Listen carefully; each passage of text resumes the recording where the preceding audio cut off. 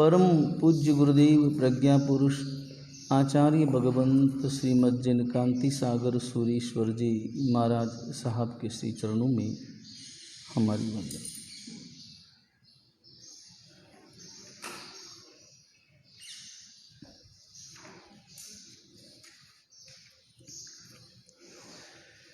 आचारांक सूत्र में पहले श्रुतस्कंद के दूसरे अध्ययन के चौथे उद्देश्य में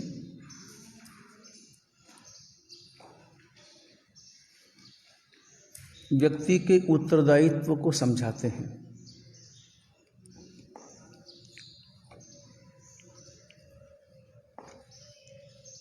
परमात्मा कहते हैं कि तुम्हें सुख मिले दुख मिले, निमित्त कोई और हो सकता है, लेकिन मूल कारण तुम्हारा अपना है। सूत्र है जानितो दुखम पत्ययम सायम। अच्छी तरह से जानो पहचानो कि दुखम सायम पत्ययम, दुख सायम अर्थात सुख, पत्ययम यानी प्रत्येक का अपना है। मैं अगर सुखी हूं तो मेरे कारण, मैं अगर दुखी हूं तो मेरे कारण।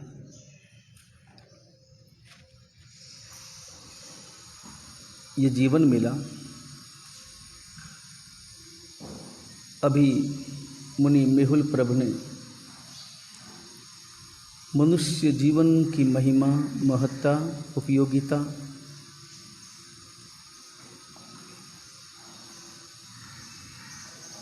इसके संदर्भ में रूपक उदाहरण और परमात्मा के सूत्रों के अवतरण के साथ उसकी विवेचना की।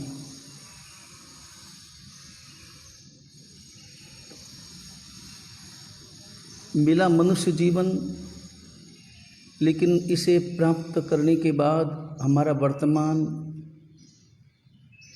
किसके पीछे दौड़ता है? भोजन और शराब, इन दोनों में से किसका चुनाव करता है? भोजन आवश्यकता है, शराब भोग है।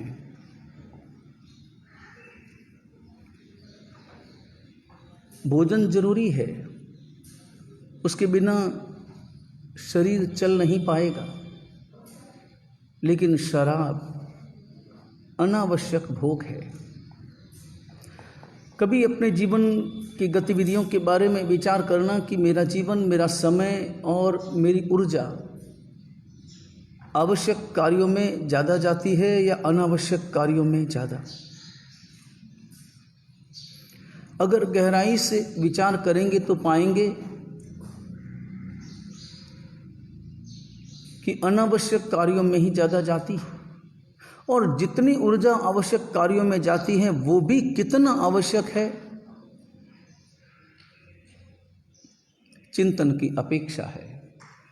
क्योंकि बहुत बार अपनी रुचि, अपने आग्रह और अपने सपनों के आधार पर अनावश्यक को भी हम आवश्यक मान बैठते हैं।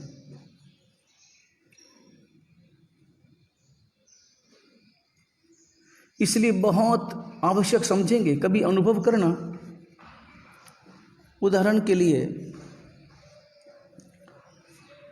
विहार जब करना हो,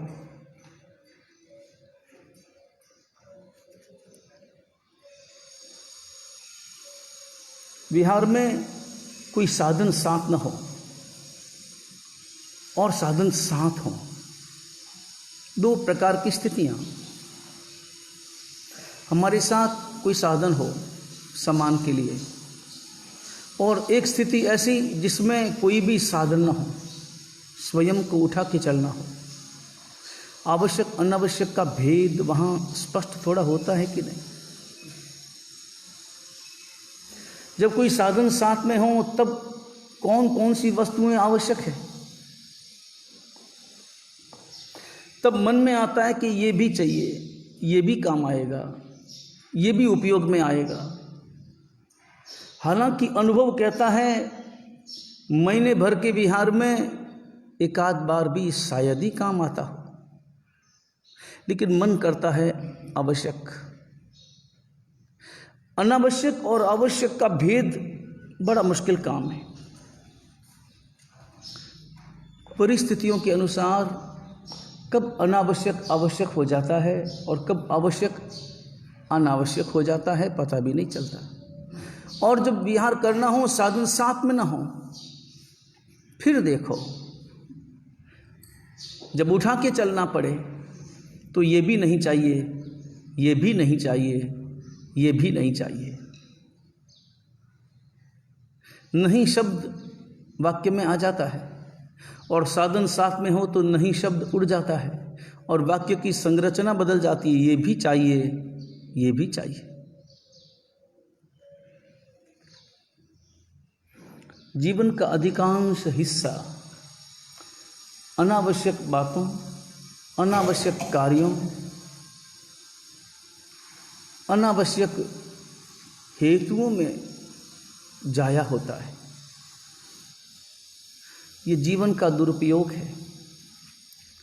इस जीवन को अगर सदुपयोग की गाड़ी पर चलाना हो तो जीवन की महिमा समझनी होगी।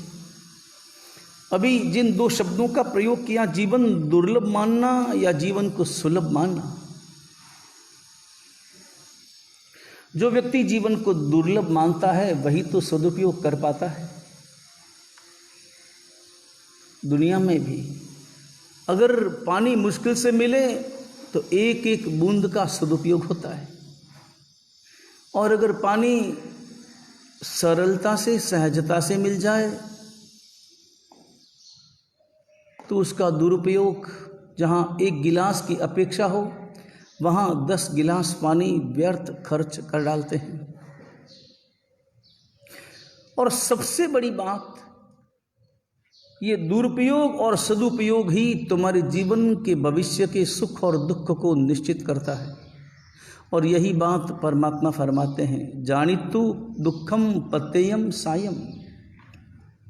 दुख पाता है क्यों और सुख पाता है क्यों? पाना कोई नहीं चाहता, दुख फिर भी मिलता है। सब पाना चाहते हैं सुख, मगर नहीं मिलता। इसके पीछे कारण तुम्हारा अपना व्यवहार है, तुम्हारा अपना दृष्टिकोण है। सुख दुख तुम्हारा अपना है। हमारा ध्यान सुख प्राप्ति पर ज्यादा है या दुख मुक्ति पर ज्यादा? दोनों में से किस बात पर ज्यादा ध्यान? सुख प्राप्ति या दुख मुक्ति? दोनों में क्या अंतर है? दोनों एक दूसरे के हेतु हैं और दोनों एक दूसरे का परिणाम भी। क्योंकि जब सुख मिलेगा तो दुख अपने आप विदा होगा, या दुख विदा होगा तब सुख मिलेगा। दोनों में से कौन सा वाक्य सही है? हमारा उद्देश्य जीवन का क्या है? दुख मुक्ति या सुख प्राप्ति? कभी इस बात पर गहराई से विचार किया? उतावल में जवाब तो हो नहीं सकता, क्योंकि उतावल में गहरा चिंतन कहाँ से प्रकट होगा? और दोनों में अंतर तो है, और अंतर बड़ा गहरा है। एक क्षणिक क्रियान्विति को प्रकट करता है और एक स्थायी वातावरण को उपस्थित करता है। दोनों में अंतर। सुख प्राप्ति या दुख मुक्ति?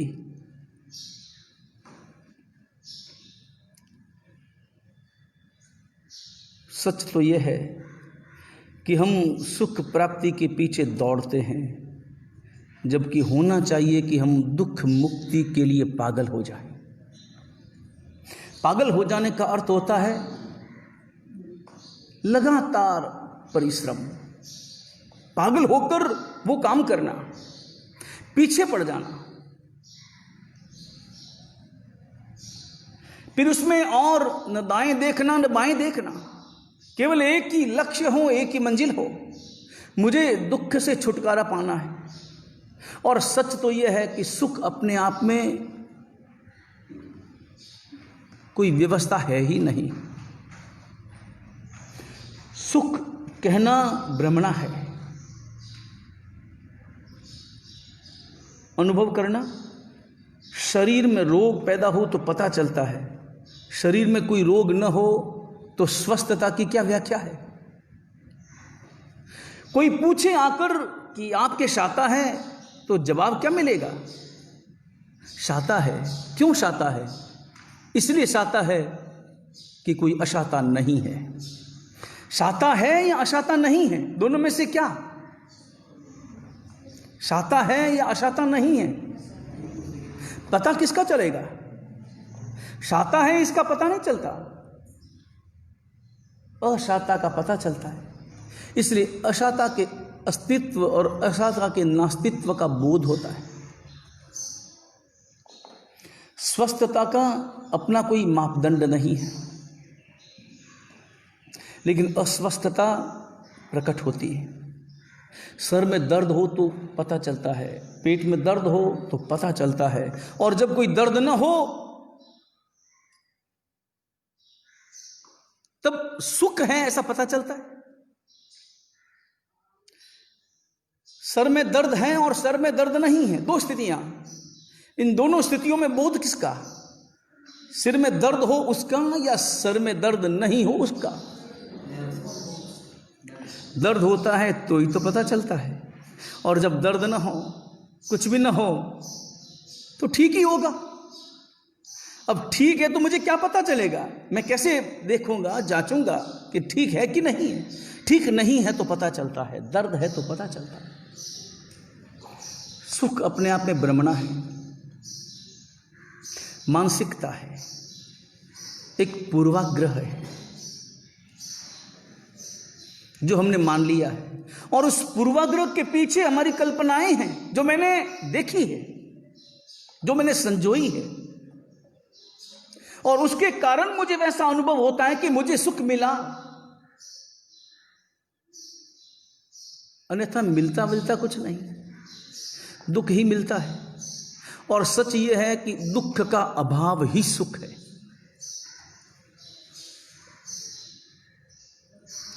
सुख अपने आप में कोई स्वतंत्र अनुभव नहीं, दुख का अभाव। जहां कोई भी दुख नहीं है और जहां दुख के कोई निमित्त नहीं है,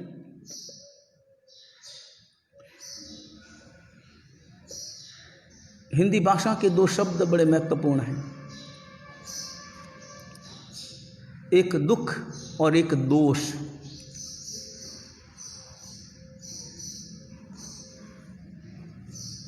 क्या अंतर है दोनों के बीच में? दुख क्या है और दोष क्या है?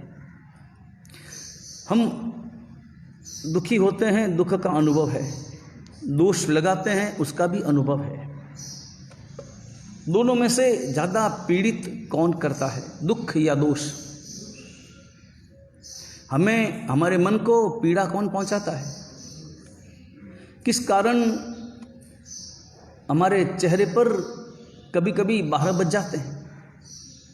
किस कारण हमारा चेहरा उदास और उद्विग्न हो जाता है? बेचैनी का अनुभव किस कारण होता है? दुख के कारण या दोष के कारण? किसके कारण होता है और क्या होना चाहिए? दुख का अनुभव जितना हमें दुखी करता है, क्या दोष का अनुभव उतना ही दुखी करता है? दुख का कारण दुख है या दुख का कारण दोष है? हम कभी भी अपने जीवन में दुखी होते हैं केवल दुख के कारण। दुख नहीं भाता, अच्छा नहीं लगता, लेकिन दुख का कारण उसे दूर करने का कभी प्रयास नहीं करते। और एक बात तय है, कारण को दूर करो, कार्य अपने आप दूर हो जाएगा। कारण को दूर करो, कार्य अपने आप पिछड़ जाएगा। दुख कार्य है, दोष कारण है।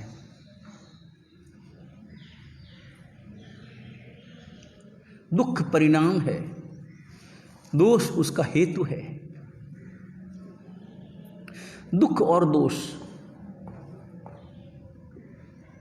आचार्य भगवंत का जो उदाहरण चल रहा है,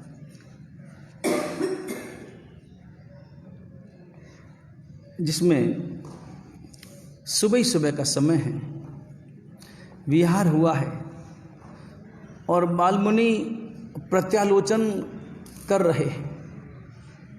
बालमुनि छोटा साधु चल रहा है, रात के सारे दृश्य उसकी आंखों के सामने तैर रहे हैं। रात के दृश्यों में पानी का घड़ा भी, संथारा भी, उसका बार बार उठना भी, और गुरु महाराज का करवट बदलना भी, गुरु महाराज की खांसी भी, और गुरु महाराज का अभ्युत्थान भी। अभ्युत्थान यानी उठ करके बैठ जाना, वो भी।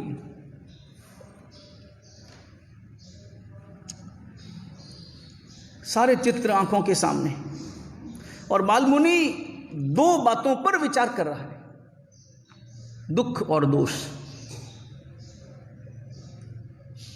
और साधु कभी भी दुख के बारे में ज्यादा विचार नहीं करता, या यूं कहें दुख से नहीं घबराता, या यूं कहें दुख को प्राप्त करके प्रसन्न होता है।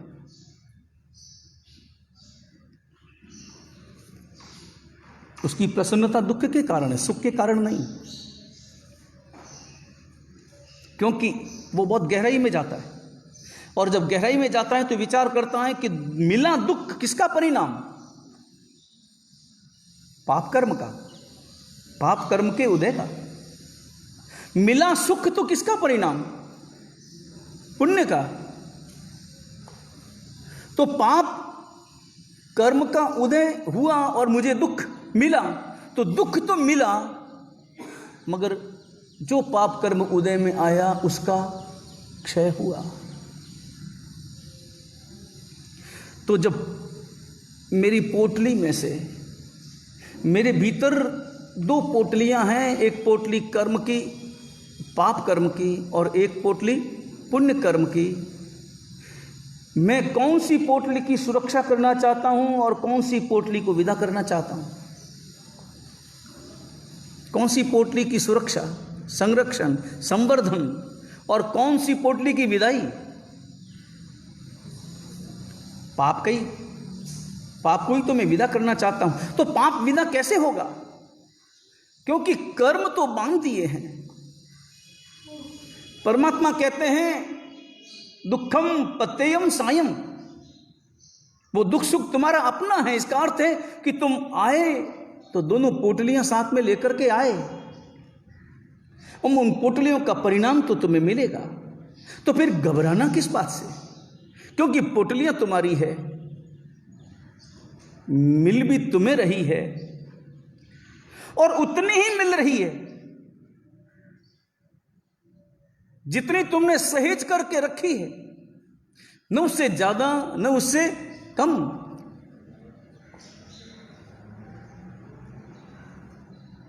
तो पाप की पोटली जब विदा होती है तो प्रसन्नता होती है या उदासी? और यही समझ तो श्रमण में है, और तभी तो वो श्रमण कहलाता है, साधक कहलाता है। क्योंकि साधक साधनों में नहीं जीता, साधक साधना में जीता है। मिलते हैं साधन भी, मगर साधन को भी साधना बना लेता है। यही तो उसका सदुपयोग है।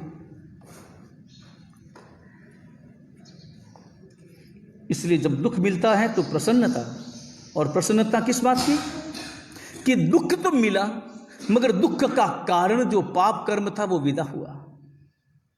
क्योंकि ये तो नियम है कि कोई भी कर्म, ये तो तत्वार्थ सूत्र के 9वें अध्याय में पढ़ाई है, जब निर्जरा के संदर्भ में समझा। हर कर्म उस कर्म की निर्जरा होती है जो कर्म उदय में आता है।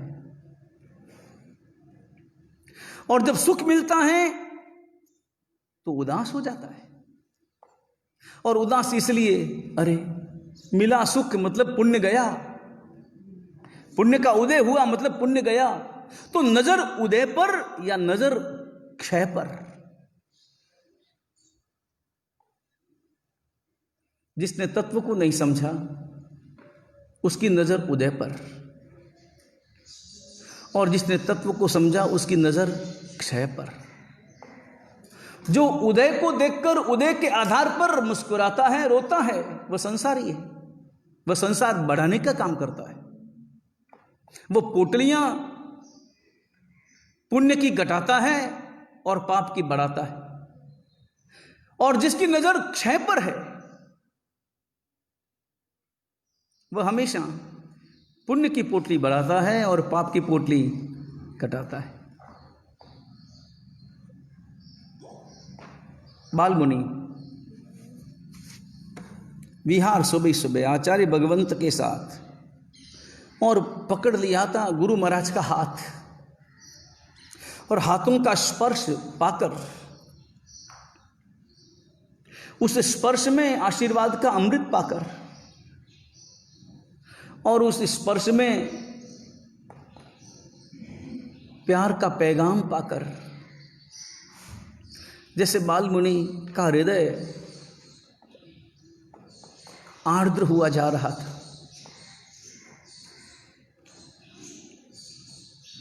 और बालमुनि ने ज्यों-ज्यों रात्रि के चलचित्रों को अपनी आंखों के सामने लाकर देखना प्रारंभ किया, त्यों-त्यों उसके हाथों ने गुरु महाराज के हाथों को और मजबूती से पकड़ना प्रारंभ किया। और जितना प्रेम वो पा रहा था उससे कई गुना श्रद्धा वो अर्पण कर रहा था।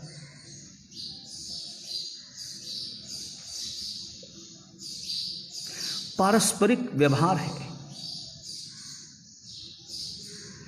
कर्तव्य से परिपूर्ण व्यवहार है, और वह कर्तव्य जब हृदय के रोम रोम में उतर जाता है तो जो खुशबू पैदा होती, जो एकत्व की बहार पैदा होती, जीवन का सहारा बन जाती है।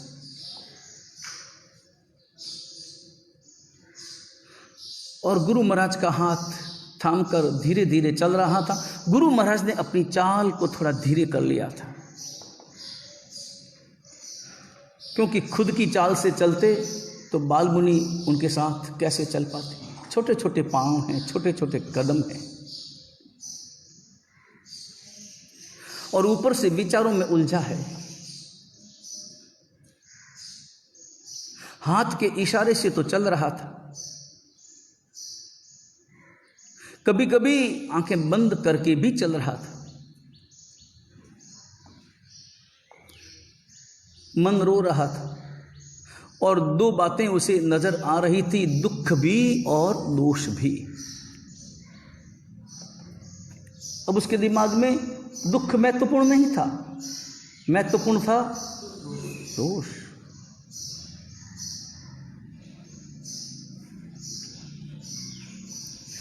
उसके मन में शिकायत का भाव नहीं था,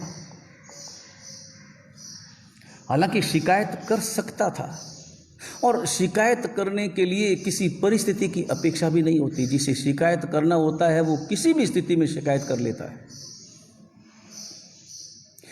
और जिसे शिकायत करने की आदत हो, हर बात में शिकायत करने की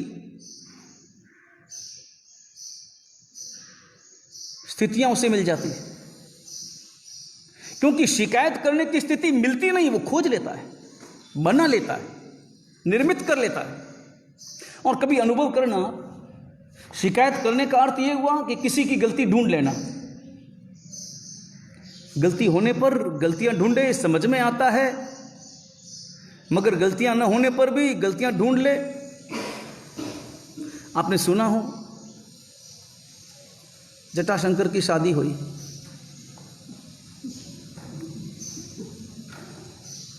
दोस्तों ने उसे समझाया था कि ला रहे हो घर पे दुल्हन, मगर सावधान, प्रारंभ के 15 दिन अगर तुमने ठीक ढंग से हमारे कहे अनुसार निकाल लिए तो जिंदगी भर मौज करोगे, मालिक बनकर जियोगे। और अगर शुरुआत के 15 दिन ठीक ढंग से नहीं निकाले तो गुलामों की जिंदगी जीना होगा। जटाशंकर घबराया, फिर भी दोस्त साथ में थे इसलिए सलाह ली, और दोस्तों ने कहा एक ही काम करना, जब देखो तब पत्नी को दबाने की चेष्टा करना, बस दबाना। कैसे दबाना? बस गलतियां निकालते रहना, निकालते ही रहना। उसने कभी गलतियां कैसे निकालूं, गलतियां हो तो निकालना, नहीं हो तो निकाल, अरे निकालने की तुम कल्पना करो, निकाल दो। जैसे खड़ी है, क्या ऐसे खड़ी है, बैठी है तो क्या बैठी रहती है। अब वो बेचारी क्या करे,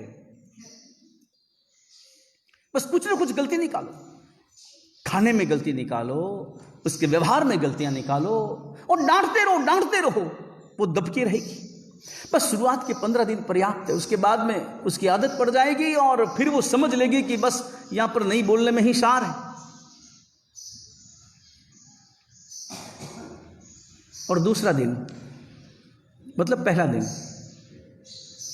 और पत्नी ने सोचा कि एक नए जीवन में मैंने प्रवेश किया है, एक नया घर, नया परिवार, और सर्वस्व जिनके पीछे मैं आई हूं वो हैं, उन्हें प्रसन्न रखना ये मेरा पहला कर्तव्य है। तो सब जगह अड़ोस पड़ोस में और जो भी उनके परिवारजन थे उन सबको पूछा कि भी आज भोजन मैं बनाती हूँ, और भोजन बनाकर खाना अच्छा खिलाकर प्रसन्न करती हूँ, लेकिन इनको पसंद क्या है? तो पता चला कि इनको टमाटर बड़े पसंद हैं। ठीक, तो बढ़िया टमाटर की सब्जी बनाई, जैसी पसंद थी वैसी, उसमें जो भी मिर्च मसाला जो भी डालना था अनुपात में व्यवस्थित रूप से डाला, और डाल करके परोसी, सब्जी परोसी, और सामने बैठ गई, हाथ जोड़ करके बैठ गई ताकि वो भोजन करे। और एक स्वाभाविक रूप से कोई भी व्यक्ति, और उसमें संसारी व्यक्ति, कोई भी काम करता है तो काम करता है, उसमें उसे जितनी प्रसन्नता होती है उससे ज़्यादा प्रसन्नता उसे तब होती है जब उसके काम की प्रशंसा मिलती है। वो चाहता है कि थोड़ी मेरी तारीफ करे कि क्या अच्छी सब्जी बनाई। तो उसने खड़ी बैठी सामने कि कुछ बोलेंगे, कुछ तारीफ करेंगे, वो कुछ नहीं बोले, खाए जाएं। और पूछा, आखिर खुद नहीं पूछा, कैसी सब्जी वगैरह तो बराबर बनी ना, आपको ठीक लगी ना, कुछ कम ज़्यादा हो तो बता देना। मौका मिल गया, अब गलती तो निकालनी थी। अब गलती निकालना भी कैसे, क्योंकि टमाटर की सब्जी तो अच्छी बनी थी, और इतनी अच्छी बनी थी कि जो 4 जनों के लिए सब्जी बनी थी वो अकेला ही खा गया, तपेला साफ कर दिया। मगर फिर भी गलती तो निकालनी थी, इसलिए गलती निकालने के चक्कर में बोला, क्या तुमने सब्जी बनाई है, ये कोई सब्जी बनी है? अरे इन टमाटरों की यदि तुम चटनी बना देती तो क्या मजा आ जाता। उसके मन में आया कि चलो इसे चटनी पसंद है, तो दूसरे रोज टमाटर की चटनी बना दी, और चटनी बना करके परोसी। चटनी भी जोरदार बनी, चटनी पर भी हाथ अच्छी तरह से साफ कर लिया। और जब पूछा कि अब तो ठीक है चटनी, कि क्या चटनी बनी है, सब्जी बनाती तो अच्छा रहता। पत्नी का तो दिमाग घूम गया कि ये क्या है, सब्जी बनाओ तो कह देंगे चटनी बनाते तो अच्छा होता, और चटनी बनाओ तो कहे सब्जी बनाते तो अच्छा रहता। तीसरे दिन वो भी होशियार, तीसरे दिन उसने सब्जी भी बना दी और चटनी भी बना दी, मगर चटनी अंदर रखी, सब्जी बाहर लेकर के आई। ये लो सब्जी। फिर पूछा कैसा लगा, ये शाक कैसा लगा? सब्जी बनाइए, चटनी बनाती तो अच्छा रहता।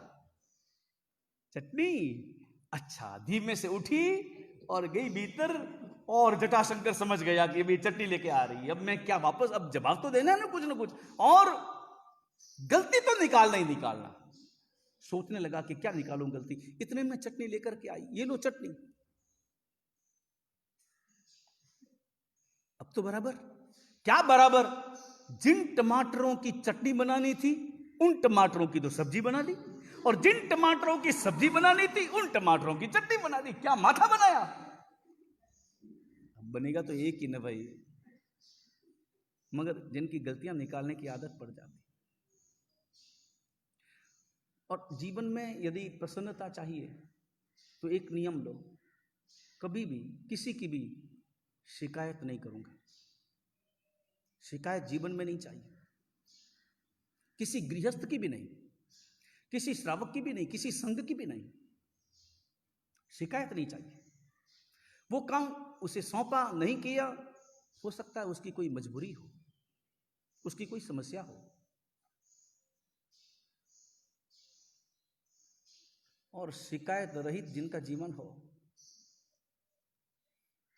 वे सदा सदा परम प्रसन्नता में जीते हैं। दुख और दोष, इसकी व्याख्या तो कल ही करेंगे। इन दुख और दोष, इन दोनों को समझना है। इधर सुर सुंदरी की माँ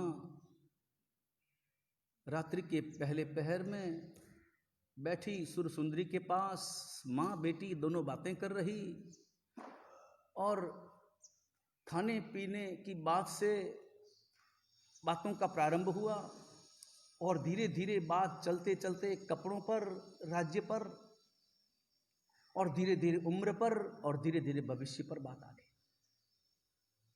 और माँ ने पूछा, बेटा आज तेरे पापा से बात हुई? तेरे पिताजी तुम्हारे संबंध में चिंता कर रहे थे, तुम्हारे विवाह के संदर्भ में।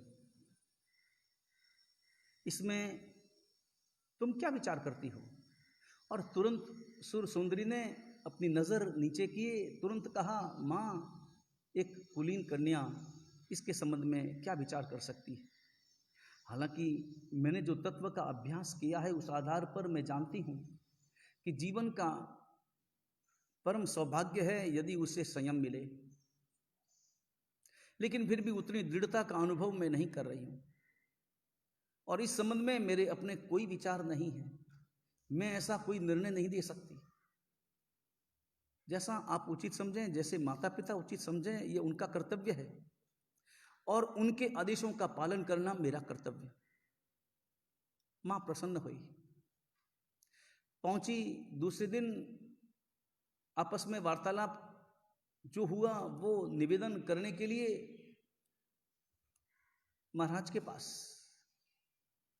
महाराज भी प्रसन्न हुए। अब चिंता मुझे करनी है। इसका अर्थ यह हुआ कि उसका अपना कोई स्वतंत्र निर्णय नहीं है। और आपस में वार्तालाप करना प्रारंभ किया। मंत्रियों के साथ में भी वार्तालाप प्रारंभ किया। कई राजकुमारों के चित्र आए, राजकुमारों का परिचय प्राप्त किया गया, मगर स्वयं राजा को कोई राजकुमार पसंद ही न आया। इसका मतलब यह न समझना कि कोई राजकुमार योग्य न था, लेकिन हकीकत में तो जिनके साथ जो संबंध स्थापित होना होता है नियति के आधार पर अपने आप वही पसंद आता है, बाकी पसंद कहां से आएंगे। और आखिर विचार करते करते, राजकुमारों पर विचार करते करते राजा के मन में अचानक वो दिन, उस दिन के दृश्य उपस्थित हो गए जिस रोज पाठशाला से पढ़कर आए थे दोनों और वार्तालाप कर रहे थे। और अब उस दृश्य को अपनी आंखों के सामने, उस अतीत की घटना को रिवाइज करके देखना शुरू किया। और तब देखा कि वो सामने अमर कुमार बैठा था, इधर सामने सुर सुंदरी बैठी थी।